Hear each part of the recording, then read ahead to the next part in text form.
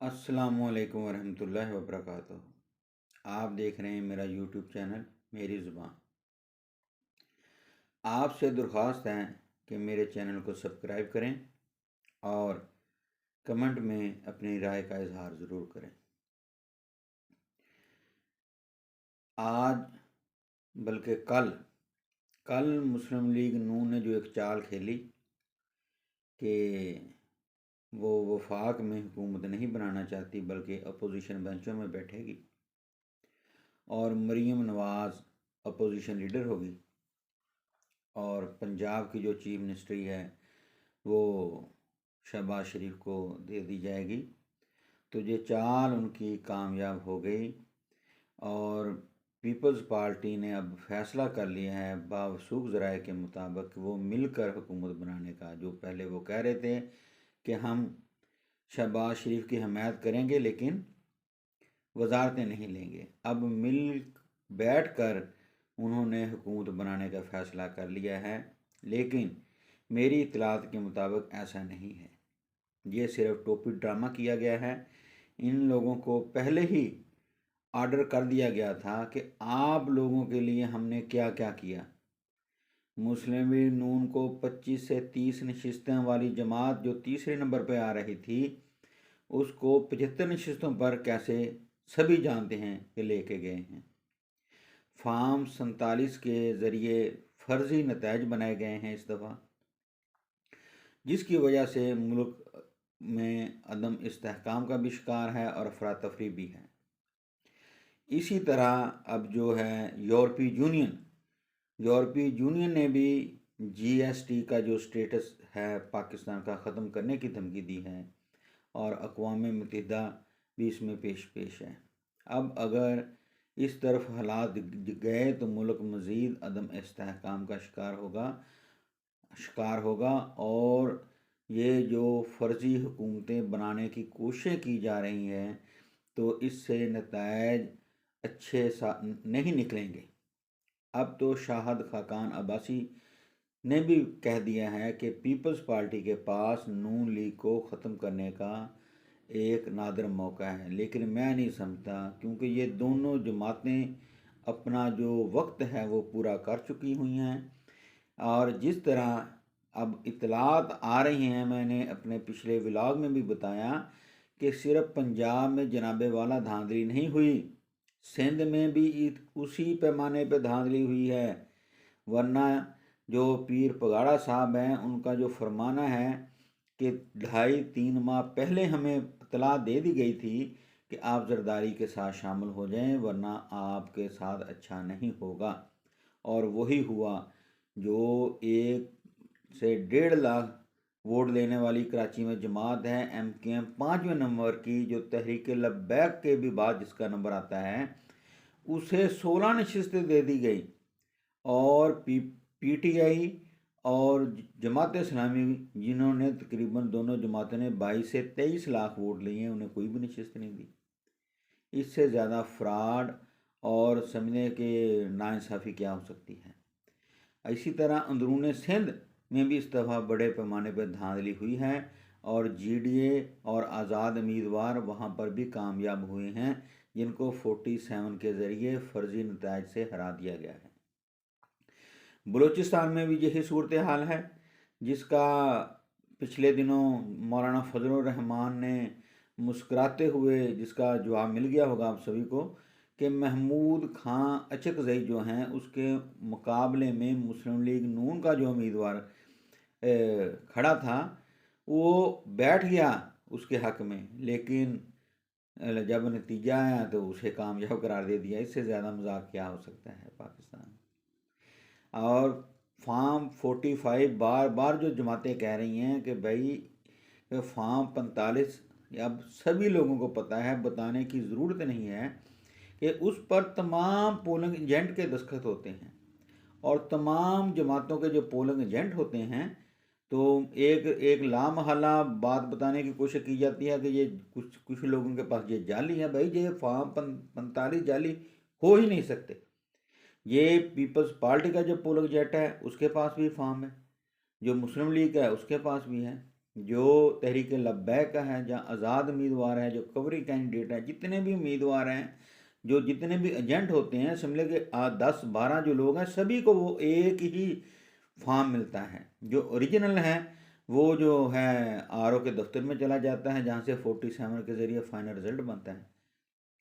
लेकिन अब अगर आप ये देखेंगे, जिस तरह रेहाना डार ने अब चैलेंज कर दिया ख्वाजा आसिफ को कि वो कचहरी में आए कल, यानी कि सोमवार के दिन कल कचहरी में आए, मैं भी अपने 45 फार्म लेके आ जाती हूँ, अभी आ जाए, दूध का दूध और पानी का पानी हो जाएगा।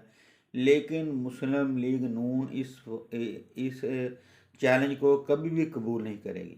उसकी वजह यह है कि उन लोगों को पता है कि ये कैसे अदालतों में कैसे स्टे लेने हैं, और ये समझ लें कि साल तो ये हुकूमत वैसे नहीं, मैं शुरू से कह रहा हूँ कि 1 साल भी इसका हुकूमत का चलना मुश्किल है। जब यूरोपीय यूनियन ने भी जीएसटी स्टेटस ख़त्म करने का फ़ैसला कर लिया है, अक़वाम मुत्तहिदा और अब अमेरिका ने भी फ़ैसला कर लिया है कि जो पाकिस्तान में जो इलेक्शन हैं, ये धांधली ज़दा हुए हैं, वो भी अब बैक पे चले गए हैं, क्योंकि उनको पता चल गया है, उनके जो समझे के पेंटागन और उनकी भी जो